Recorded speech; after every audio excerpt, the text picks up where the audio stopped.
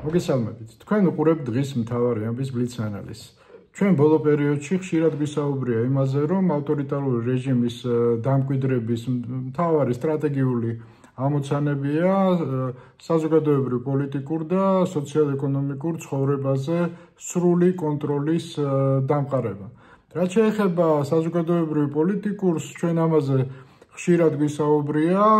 ეს ბოლო პერიოდი შეიძლება ითქვას განსაკუთრებით გააქტიურდა სოციალ-ეკონომიკური სფეროს კონტროლის ამოცანების აღსრულება, ხელისუფლებამ ჩათვალა როგორც ჩანს, რომ საზოგადოებრივ პოლიტიკურ თემებში საკმაოდ წინ წაიწია, ხო, იგივე პარტიების გაუქმება იქნება ეს თუ სამოქალაქო სექტორის მაქსიმალურად მოგუდვა, შესაბამისად გამონახად, რომ იმისათვის, რომ ამ მიმართულებით განახორციელოს ქართულ საზოგადოებაზე შეტევა.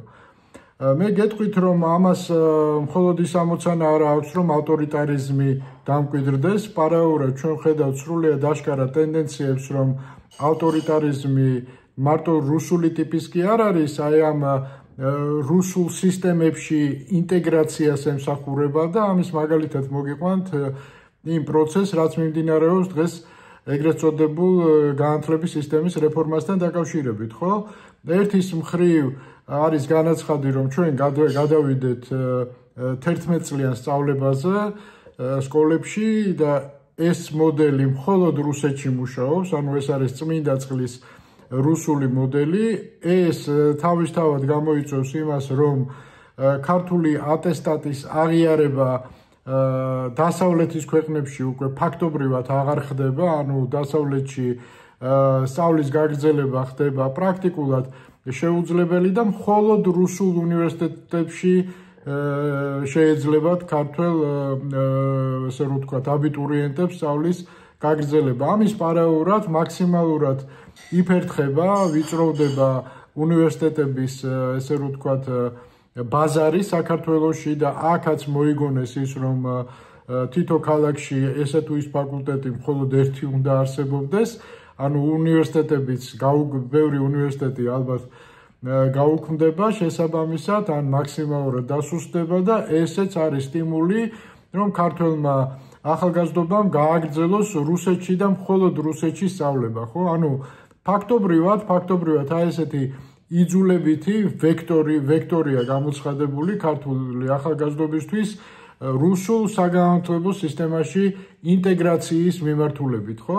და ეს ბუნებრივია ეს რაღაცების შემთხვევით არ ხდება, ეს არის შეკვეთა რუსეთიდან, რუსეთს მშვენივრად ესმის, რომ გრძელვადიან პერსპექტივაში განათლების სისტემა, ხო, ახალი თაობის განათლების სისტემის რუსეთზე მიბმა, ეს არის სტრატეგიული ამოცანის, ანუ ოკუპაციის ამოცანის, რბილი ძალით ოკუპაციის ამოცანის აღსრულება და შესაბამისად აი ესეთი სამწუხარო სურათი გვაქვს. რაც შეეხება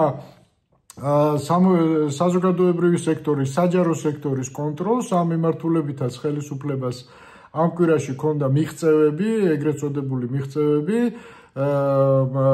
იმისათვის, რომ საჯარო მოსამსახურემ ორ ადგილზე იმუშაოს, მას სჭირდება შესაბამისად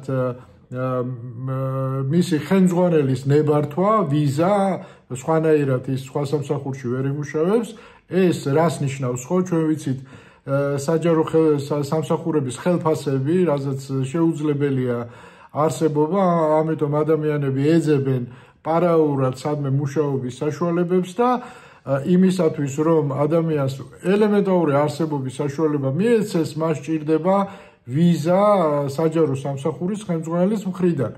რას ნიშნავს ეს ყველაფერი? ეს ნიშნავს, რომ აბსოლუტურ ლოიალობას მოითხოვენ უკვე საჯარო სექტორში, აი საუბრების დონეზეც კი ვეღარავინ ვეღარ გაბედავს ხელისუფლების კრიტიკას, იმიტომ რომ სრულიად ცხადია ესეთ შემთხვევაში საჯარო მოხელე ესეთ თანხმობას ვერ მიიღებს და შესაბამისად ეკონომიკურად მოიგუდება.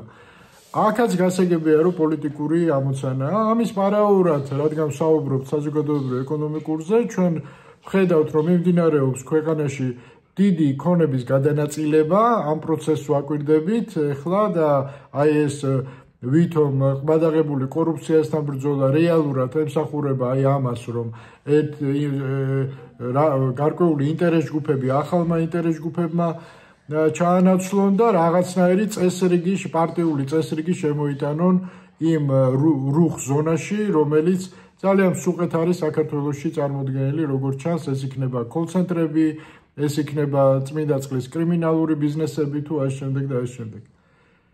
ესეც სამწუხარო სურათი გვაქვს. დღეს სულ ეს იყო, ამით გემშვიდობებით.